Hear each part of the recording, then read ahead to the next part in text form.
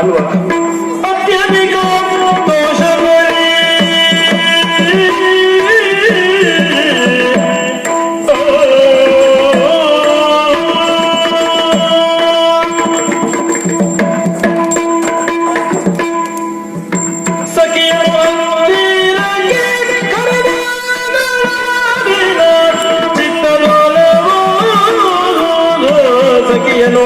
ಹೀರಕ್ಕೆ ಕರೆದ ದಿನ ಚಿತ್ತದೋಲವ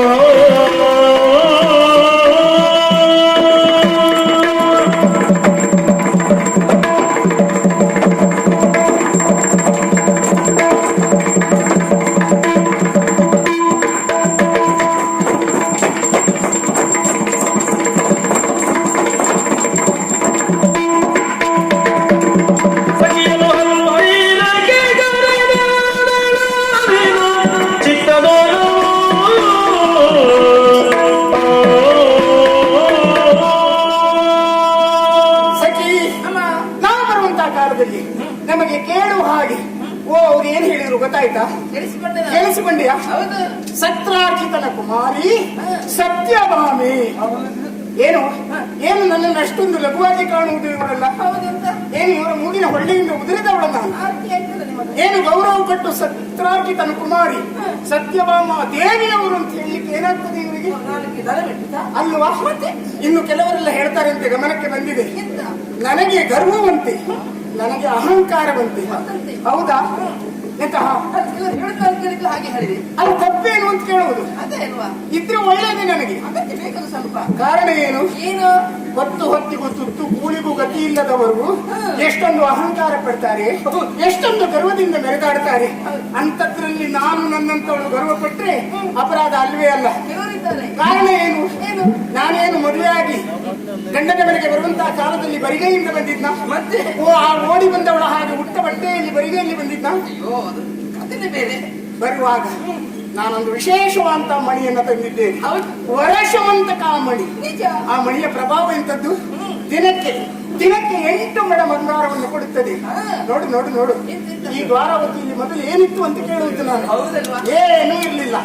ಇಲ್ಲಿರುವಂತಹ ನೀವುಗಳೆಲ್ಲ ಬಂಗಾರ ಎನ್ನುವುದು ಏನು ಅಂತ ತಿಳಿದಿರ್ಲಿಲ್ಲ. ಬಹುಶಃ ಅದರ ಬಣ್ಣವೂ ನಿಮಗೆ ಗೊತ್ತಿರ್ಲಿಕ್ಕಿಲ್ಲ. ನಾನು ಬಂದ ಮೇಲೆ ಈ ದ್ವಾರಾವತಿಯ ಗೋಡೆಗೆ ಕಂಬಗಳಿಗೆಲ್ಲ ಬಂಗಾರದ ಲೇಪನ.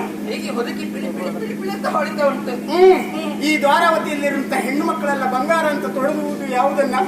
ಸಮುದ್ರದಲ್ಲಿ ಸಿಕ್ಕಿದಂತಹ ಕಪ್ಪೆ ಚಿಪ್ಪುಗಳನ್ನೆಲ್ಲ ಪೋಣಿಸಿ ಅದನ್ನೇ ಆಭರಣ ಎನ್ನುವ ಹಾಗೆ ಧರಿಸಿ ಸಂತೋಷ ಪಡ್ತಾ ಇದ್ದವರು. ಈಗ ಹಾಗಲ್ಲ. ನೋಡಿ ನೋಡಿ, ನನ್ನ ಸೇವೆ ಮಾಡುವಂತ ನಿನ್ನ ಕೊರಳಲ್ಲಿ ಹೊತ್ಕೊಂಡು ತಿರುಗಲಿಕ್ಕೆ ಆಗಿತ್ತು ಅಷ್ಟು ಬಂಗಾರದ ಆಭರಣ. ಇರಲಿ, ತೊಟ್ಟುಕೊಳ್ಳಿ ಎನ್ನುವ ಹಾಗೆ ನಿಮಗೆಲ್ಲ ವ್ಯವಸ್ಥೆ ಮಾಡಿದವಳು ನಾನು. ಇನ್ನು ಕೆಲವರು ನನಗೆ ಹೊಟ್ಟೆ ಕಿಚ್ಚು ಅಂತ ಹೇಳ್ತಾರೆ. ಹೌದಾ? ಅದನ್ನ ಮಾತ್ರ ಯಾವ ಕಾರಣಕ್ಕೂ ನಾನು ಒಪ್ಪುವುದಿಲ್ಲ. ಹೊಟ್ಟೆ ಕಿಚ್ಚು ಉಂಟಾ ಇಲ್ವ ಎನ್ನುವುದನ್ನು ನೀನೇ ತಿಳಿದು. ಈ ಕಾಲದಲ್ಲಿ ಒಂದು ಕಾಲದಲ್ಲಿ ಸ್ವಲ್ಪ ಇಲ್ವೋ ಕೇಳಿದ್ರೆ ನೀನೆಂತ ಮುಂಚಿನ ಮಾತಾಡ್ತೀಯ? ಹೇಳುದುಂಟಲ್ವಾ? ನೋಡು, ನೀನೇ ಈಗ ತೀರ್ಮಾನ ಮಾಡು. ಒಂದು ಸಮಯದಲ್ಲಿ ನಾನು ನನ್ನ ಗಂಡನ ಒಟ್ಟಿಗೆ ನಾನು ದೇವಲೋಕಕ್ಕೆ ಹೋದವಳು. ಆ ಕಾಲದಲ್ಲಿ ಅಲ್ಲಿರುವಂತಹ ಸುರಪಾರಿಜಾತ ಗಿಡವನ್ನ ಕಂಡು ಆಸೆಯಾಯಿತು ನನಗೆ. ಅದನ್ನ ಭೂಲೋಕಕ್ಕೆ ತೆಗೆದುಕೊಂಡು ಬರಬೇಕು ಅಂತ ದೇವೇಂದ್ರನಲ್ಲಿ ಕೇಳಿದಾಗ ಏನ್ ಹೇಳಿದ? ಕೊಡುವುದಿಲ್ಲ ಅಂತ ಹೇಳಿದ. ಆ ಕಾಲದಲ್ಲಿ ಹಿಂದೆ ಮುಂದೆ ನೋಡ್ಲಿಲ್ಲ. ಸುರಪನಲ್ಲಿ ಕಾದಾಟ ಮಾಡಿ ಆ ಸುರಪಾರಿಜಾತ ಗಿಡವನ್ನ ತಂದಿದ್ದು. ತಂದು ನನ್ನ ಮನೆಯ ಬಾಗಿಲ ಬಳಿಯಲ್ಲೇ ನೆಡಬೇಕು ಅಂತ ನೆಡುವುದಕ್ಕೆ ಹೋದವಳು. ಅಷ್ಟು ಹೊತ್ತಿಗೆ ಅಲ್ಲಿ ನೆಡಬೇಡ, ಆ ಅಂಗಳದ ಮೂಲೆಯಲ್ಲಿ ನೆಡು ಅಂತ ಹೇಳಿದ್ದು. ಹೊಟ್ಟೆ ಕಿಚ್ಚಿರುವುದು ದೇವರಾಣೆ ಆ ಗಿಡಕ್ಕೆ. ಅದು ನೇರವಾಗಿ ಬೆಳಿಬೇಕಾ ಬೇಡವಾ? ಬೇಡ, ನನ್ನ ಮನೆಯ ಅಂಗಳದ ಕಡೆಗೆ ಬಾಗಿಕೊಳ್ಳಬೇಕಾ ಬೇಡವಾ? ಹಾಗೆ ನೇರವಾಗಿ ಬೆಳೆಯಲಿಲ್ಲ. ನನ್ನ ಮನೆಯ ಅಂಗಳದ ಕಡೆಗೆ ಬಾಗಿಕೊಳ್ಳೂ ಇಲ್ಲ. ಪಕ್ಕದಲ್ಲಿರುವಂತ ಆ ಕೆಟ್ಟವಳಿದ್ದಾಳಲ್ಲ, ಮಾಡಿಬಿಟ್ಟವಳು. ನಮ್ಮ ಪಕ್ಕದ ಮನೆ ಯಾರತ್ತೆ? ಅದು ಅವಳ ಹೆಸರೇ ಬೇಡ. ಅವಳ ಹೆಸರು ಹೇಳುವುದಕ್ಕೂ ನನಗೆ ಅಸಹ್ಯವಾಗ್ತದೆ. ಮರ್ಯಾದೆ ಇಲ್ಲದವಳು. ಅವಳ ಮನೆಯ ಅಂಗಳದ ಕಡೆಗೆ ಹೀಗೆ ಬಾಗಿ ಬೆಳೆದಿದ್ದು, ನೆಟ್ಟಿದ್ದು ನಾನು, ಆ ಗಿಡವನ್ನ ಪಾಲಿಸಿದ್ದು ನಾನು, ಪ್ರಯೋಜನ ಪಡೆದಿದ್ದು ಅವಳು. ಅವನಿಗೆ ಹೂ ಒಳ್ಳೆ ಕೊಯ್ದು ಮುಳುಗುತ್ತಾ ಇತ್ತು. ಯಾಕೆ ಹೇಳಿದೆ? ಯಾಕೆ ಒಂದು ವೇಳೆ ನನಗೆ ಹೊಟ್ಟೆ ಕಿಚ್ಚಿರುವುದೇ ಸತ್ಯ ಅಂತ ಆಗಿದ್ರೆ ಅವಳು ಹೂ ಮುಡಿಬಾರದು ಎನ್ನುವಂತ ಕಾರಣಕ್ಕಾಗಿ ಆ ಪಾರಿಜಾತ ಗಿಡವನ್ನ ಬುಡ ಸಮೇತವಾಗಿ ಕಿತ್ತು ಒಗಿತಾ ಇದ್ದೆ. ಹಾಗೆ ಮಾಡ್ಲಿಲ್ಲ. ಯಾಕೆ? ಬಡಪಾಯಿ ಮುಡಿದುಕೊಳ್ಳಿ ದೊಡ್ಡ ಮನಸ್ಸು ಎನ್ನುವ ಹಾಗೆ ಔದಾರ್ಯವನ್ನು ತೋರಿದವಳು. ಈಗ ಹೇಳು, ನನಗೆ ಹೊಟ್ಟೆ ಕಿತ್ತು ಉಂಟಾ? ಈ ಮಾತು ಕೇಳಿದ ಮೇಲೆ ನಿಜವಾಗಿಯೂ ಇಲ್ಲ ಅಂತ ಗೊತ್ತಾಗ್ತಾ ಉಂಟು ನನಗೆ. ಬೇರೆ ಮಾತು ಕೇಳಿದಾಗ ಆದ್ರೂ ಆ ಪಾರಿಜಾತದ ಗಿಡ ಹೀಗೆ ಡೊಂಕಾಗಿ ಅವರ ಮನೆ ಅಂಗಳಕ್ಕೆ ಹೋಯ್ತಲ್ಲ ಅಲ್ವಾ? ಅದಕ್ಕೆ ಗಿಡಕ್ಕೆ ಹೊಟ್ಟೆ ಕಿತ್ತೆ ಬಿಡಿ, ಮುಡಿದುಕೊಳ್ಳಿ. ಮತ್ತೆ ಈ ದ್ವಾರಾವತಿಯಲ್ಲಿ ನನ್ನಷ್ಟು ಯೋಗ್ಯತಾ ಇರುವಂತಹ ಹೆಣ್ಣು ಮಕ್ಕಳು ಯಾರಿದ್ದಾರೆ ಹೇಳು? ರೂಪದಲ್ಲಿ ಯಾರು? ನೀವೇ. ಅಹಂಕಾರದಲ್ಲಿ ಯಾರು? ಅದು ನೀವೇ. ತಪ್ಪಲ್ಲ, ಖಂಡಿತ ಒಪ್ಪಿಕೊಳ್ತೇನೆ. ಇನ್ನು ಸಂಪತ್ತಿನಲ್ಲಿ ನೀವೇ. ವಿದ್ಯೆಯಲ್ಲಿ ನೀವೇ. ಎಲ್ಲವುದರಲ್ಲಿಯೂ ನಾನೇ ಹೆಚ್ಚು. ಆದರೆ ನನ್ನ ಹೆಚ್ಚುಗಾರಿಕೆ ಏನೆನ್ನುವುದು ನನ್ನ ಗಂಡನಿಗೆ ಅರ್ಥವಾಗದೇ ಹೋಯಿತಲ್ಲ. ಅಯ್ಯೋ, ಯಾಕೆ ಗೊತ್ತೇನೆ? ಯಾಕೆ ಬರಲಿಲ್ಲ? ಏನಾಯ್ತು ಇವಾಗ? ಬಾರನ್ಯಾಕೆ ಮರಗನಕ ಸಾರ ಸಾಕ್ಷಿಯೇ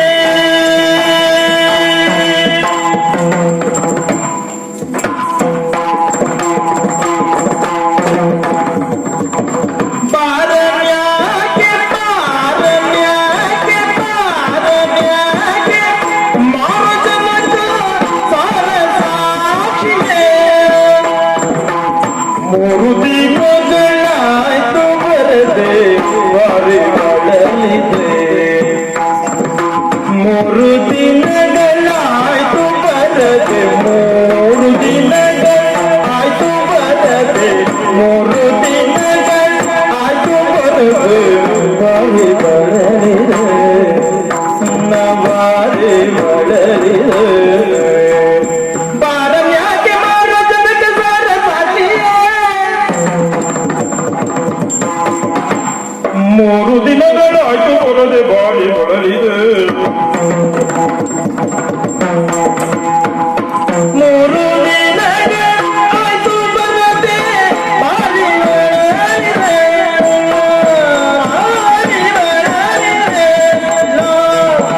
ಬಾರಿ ಬರಲಿದೆ.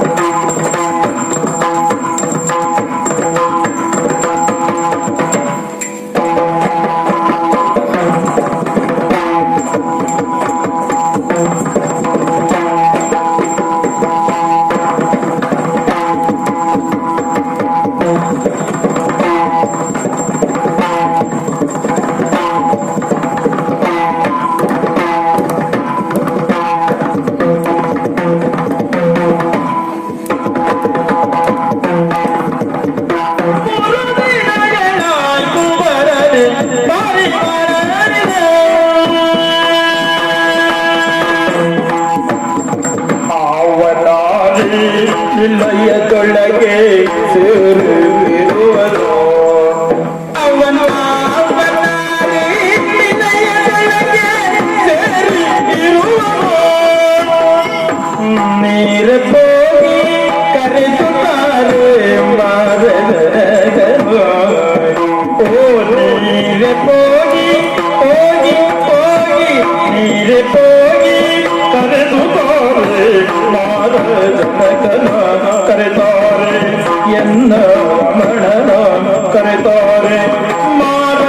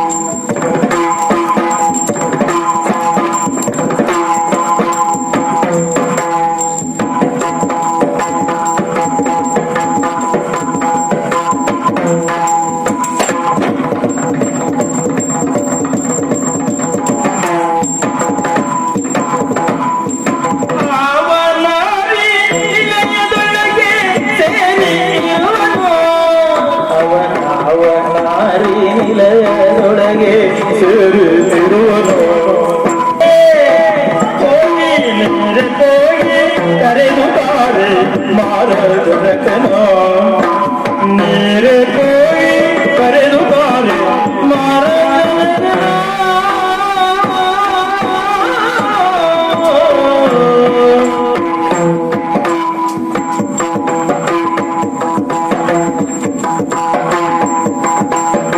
ಸಮ್ಮತವಲ್ಲ ಮೂಜಗಕ್ಕೆ ನಿಂದಿಸುವುದು ಸಮ್ಮತವಲ್ಲ ಮೂಜಗಕ್ಕೆ ತಮ್ಮ ವಸ್ತುವ ತಾವು ಸರಿಪಡಿಸುವ ಕಾರ್ಯ ತಮ್ಮ ವಸ್ತುವ ತಾವು ಸರಿಪಡಿಸುವ ಕಾರ್ಯ ತಮ್ಮದಲ್ಲವೇ ಬೀಳು ನೀನು. ಕೃಷ್ಣಯ್ಯ ಎಲ್ಲಿಗೆ ಹಾರುವ ಎತ್ತಿನ ಹಣೆ ಮೇಲೆ ಹೊಡೆದಾಗೆ ಅಪಶಕುನ ಎಂತದ್ದ? ಹಾರುವ ಎತ್ತಿನ ಹಣೆ ಮೇಲೆ ಹೊಡೆದು ಮತ್ತು ಜೋರು ಓಡ್ತದೆ. ಎಲ್ಲಿಗೆ ಅಂತ ಕೇಳುದು ಅಪಶಕುನ ಮತ್ತೆಂತದ್ದು? ಕೃಷ್ಣಯ್ಯ ಈ ಬೆಕ್ಕಾಟ ಬಂದ್ರೆ ಅಪಶಕುನವೇ. ಅದೇ ಮನೆ ಬೆಕ್ಕಿ ಆಟ ಬಂದ್ರೆ ಮನೆ ಬೆಕ್ಕು ಅಂತ ಸುಧಾರಿಸ್ಕೊಳ್ಬೇಕು ಅಲ್ವಾ? ಇದು ಒಂದ್ ಜಾತಿ ಮನೆ ಬೆಕ್ಕಿದ್ದ ಹಾಗೆ. ಅದು ಒಂದು ಹಾಗಲ್ಲ ಕೃಷ್ಣಯ್ಯ, ನಾನು ಯಾವತ್ತೂ ನಿನ್ನ ನೋಡ್ತಾ ಇದ್ದವ, ಯಾವತ್ತೂ ಹೊಸನ್ಮುಖಿಯಾಗಿರ್ತಿದ್ದ ನೀನು ಇವತ್ತು ಹಳಸಿದ ಮುಖಿಯಾಗಿದ್ಯಲ್ಲ ಕೃಷ್ಣಯ್ಯ. ಅಂದ್ರೆ ನಿನ್ನ ಮುಖ ಎನ್ನುವುದು ಮುಸುಡಾಗಿದೆಯಲ್ಲ ಕೃಷ್ಣಯ್ಯ. ಅದೆಂತದ್ದು ಮುಖ ಬೇರೆ ಮುಸುಡು ಬೇರೆ? ಮುಖಕ್ಕೆ ಮೂರು ಅವಸ್ಥೆ ಉಂಟು. ಹೇಗೋದು? ಮುಖ, ಮುಸುಡು, ಸೊಟ್ಟು. ಹೇಗೆ ಇದ್ದಾಗೆ ಇದ್ರೆ ಮುಖ, ಸ್ವಲ್ಪ ಬಾಡಿ ಹೋದ್ರೆ ಮುಸುಡು, ಆ ಮುಸುಡು ಮೇಲೆ ಒಂದು ಬಿಟ್ಟರೆ ಸೊಟ್ಟು. ಒಳ್ಳೆ ಅಭ್ಯಾಸ ಮಾಡ್ತಿದ್ದೆ ನಿನ್ನ ಹೀಗಾಗಿದೆಯಲ್ಲ. ಏನಂತ ಹೇಳಿ ಅಣ್ಣನ ಸಭೆಗೆ ಹೋಗದೆ 3 ದಿವಸ ಆಯ್ತು. ಇವತ್ತು ಹೋಗುವಂತ ಅಣ್ಣನ ಸಭೆಗೆ ಹೋದೆ. ನಾನು ಬಂದದ್ದು ವಿಳಂಬವಾಯ್ತು ಎನ್ನುವ ಕಾರಣಕ್ಕಾಗಿ ಅಣ್ಣ ಸಭೆಯಿಂದ ನನ್ನನ್ನು ಹೊರನೂಕಿದನು. ಹೊರನೂಕಿದ ಎದ್ದವರೇ ಅದೇ ಹೌದು ಅಂತ ದಿವಸ ಆಗ್ತಿತ್ತಲ್ಲ ನನಗೆ. ಹೊರ ನುಗ್ಗಿದಷ್ಟೇ ಅದೆಂತ ಮಾಡ್ದ? ಹೊರ ನುಗ್ಗಿದ್ದು ಮಾತ್ರ ಅಲ್ಲ, ಇನ್ನು ನಿನಗೆ ಇಲ್ಲಿ ಪ್ರವೇಶ ಇಲ್ಲ, ಬರಬಾರದು ಎನ್ನುವ ಹಾಗೆ ಎಡಗಾಲದಿಂದ ಎಂತ ತಪ್ಪು ಮಾಡ್ತಾವ. ನಿಜವಾಗ್ಲೂ ತಪ್ಪು, ಖಂಡಿತ ತಪ್ಪು ಮಾಡಿದ. ಮತ್ತೆ ನಿನಗೆ ಎಡಗಾಲಲ್ಲಿ ಹತ್ರ ಅವ್ರು ಒಂದು ಕಾಲಲ್ಲಿ ಒಡೆಯುವುದು ಅಲ್ಲಾಗಿತ್ತು, ನಿನಗೆ ಎರಡೂ ಕಾಲಲ್ಲಿ ಒಡೆದೆ. ಅಂದ್ರೆ ಅವರೇ ಅಲ್ಲಿ ಕೋಮಚಿ ಬಿದ್ದು ಹೋಗ್ತಿದ್ರ. ಇನ್ನು ಜೀವಮಾನದಲ್ಲಿ ಯಾರಿಗೂ ಅಡಿಲಿಕ್ಕೆ ಹೋಗುದಿಲ್ವಾ? ಈಗ ಏನು ತೀರ್ಮಾನ ಮಾಡಿದೆ? ನಾನು ಹೆಂಡತಿ ಮನೆಗೆ ಹೋಗ್ಲಿಕ್ಕೆ ತೀರ್ಮಾನ ಮಾಡಿದೆ. ಹೆಂಡತಿ ಮನೆ ಈಗ ಉಳಿದವರು ಹೆಂಡತಿ ಮನೆಗೆ ಹೋಗ್ತೇನೆ ಅಂದ್ರೆ ಸರಿ ಅಂತ ಹೇಳ್ಬೋದು. ಈಗ ನೀನು ಅಂದ್ರೆ ಸಮಸ್ಯೆ, ಯಾವ ಹೆಂಡತಿ ಮನೆಗೆ ಹೋಗ್ತೇನೆ? ಹೌದು, ಯಾರ್ಯಾರ ಮನೆಗಲ್ಲ, ಪ್ರೀತಿಯ ಮಾಡಿದ್ರೆ ಸತ್ಯಭಾಮಾದೇವಿ ಮನೆಗೆ ಹೋಗ್ತೇನೆ. ನಿಂದ ಹೆಂಡತಿ ಸತ್ಯಭಾಮ ಮನೆಗೆ ಹೋಗುದಾ? ನಾನು ಬರ್ತೇನೆ. ನೀನು ಬರುದು ನನ್ನ ಹೆಂಡತಿ ಮನೆಗೆ? ನನ್ ಕೆಲಸ ಉಂಟಲ್ಲಿ. ನನ್ನ ಹೆಂಡತಿ ಮನೆಗೆ ನಿನಗೇನು ಕೆಲಸ? ನೀನು ಹೋಗ್ತೀಯ ಬಿಡ್ತೀಯ ನಂಗೆ ಗೊತ್ತಿಲ್ಲ. ನಿನ್ನ ಹೆಂಡತಿ ಮನೆಗೆ ಅಲ್ವಾ? ನಂಗೆ ಕೆಲಸ ಉಂಟು. ಆಗಲ್ಲ ಕೆಟ್ಟ. ನನ್ಗೂ ಒಂದು ದೊಡ್ಡ ಸಮಸ್ಯೆ ಪುಣ್ಯಾತ್ಮ. ಏನು ಸಮಸ್ಯೆ? ನಿನ್ನಲ್ಲೇ ಕೇಳೋದು. ಇದು ಅಸಂಬದ್ಧ ಆಗ್ತದೆ ಅನ್ನೋ ನಂಗೂ ಗೊತ್ತಿಲ್ಲ. ಈ ಲೋಕದಲ್ಲಿ ಗಂಡಸರು ಹೆಂಗಸರು ಇಟ್ಕೊಳ್ಳೋದು ಉಂಟಾ ಇಲ್ವಾ? ಬೇಡ. ಹೆಂಗಸರು ಗಂಡಸರು ಇಟ್ಕೊಳ್ಳೋದು ಉಂಟಾ ಇಲ್ವಾ? ಹೆಂಗಸರೇ ಹೆಂಗಸರು ಇಟ್ಕೊಳ್ಳೋದು ಉಂಟಾ? ಅಪಹಾಸ್ಯದ ಮಾತಾಡಬೇಡಿ. ನಿನ್ನ ಹೆಂಡತಿ ನನ್ನ ಹೆಂಡತಿಯನ್ನು ಇಟ್ಕೊಂಡಿದ್ದಾಳೆ ಕೃಷ್ಣಯ್ಯ. ಅವತ್ತು ನಿದ್ದೆ ಬಂದಾಗ ಬಂದು ಯಾರೋ ಹೊರಗೆ ತೆಗೆದಾಗ ಆಯ್ತು, ಇದು ಪಕ್ಕದ ಮನೆ ಬೆಕ್ಕಿಂದೆ ಕೆಲಸ ಅಂತ ತಿಳ್ಕೊಂಡು ಒಂದು ಕೊಟ್ಟೆ. ಆಮೇಲೆ ಕೊಟ್ಟ ಮೇಲೆ ಗೊತ್ತಾಯ್ತು ನಾನು ಹೊಡೆದದ್ದು ಪಕ್ಕದ ಮನೆ ಬೆಕ್ಕಿಗಲ್ಲ, ನನ್ನ ಜೊತೆ ಬದುಕಲಿಕ್ಕೆ ಬಂದು 2 ಜಡೆ ಬೆಕ್ಕಿಗೆ ಅಂತ. ಹೆಂಡತಿ ಹೊಡೆದಿದ್ದೇನೆ. ಹೌದಾ? ಅದಕ್ಕಾಗಿ ಒಳ್ಳೆ ಸಿಟ್ಟು ಬಂದು ಹೋಯ್ತು ಅವಳಿಗೆ. ಪ್ರಥಮ ರಾತ್ರಿ ದಿವಸವೇ ನೀವು ಈ ರೀತಿ ಹೊಡಿತೀರಿ ಅಂತ ಆದ್ರೆ ಇನ್ನು ಜೀವಮಾನ ನಿಮ್ ಜೊತೆಗಿದ್ರೆ ಯಾವ ರೀತಿ ಹೊಡಿಬಹುದು ನೀವು ಅಂತ ಹೆದರ್ಕೊಂಡು ಓಡೋಡೋರು ಈ ಕಡೆ ಬರ್ಲಿಲ್ಲ. ಈ ಸುದ್ದಿ ಬಂತು ನಿನ್ನ ಹೆಂಡತಿ ಬರ್ಲಿದ್ದಾಳೆ ಅಂತೇಳಿ. ಹಾಗಾಗಿ ನಾನು ಮತ್ತೆ ವಿಳಂಬ ಬೇಡ.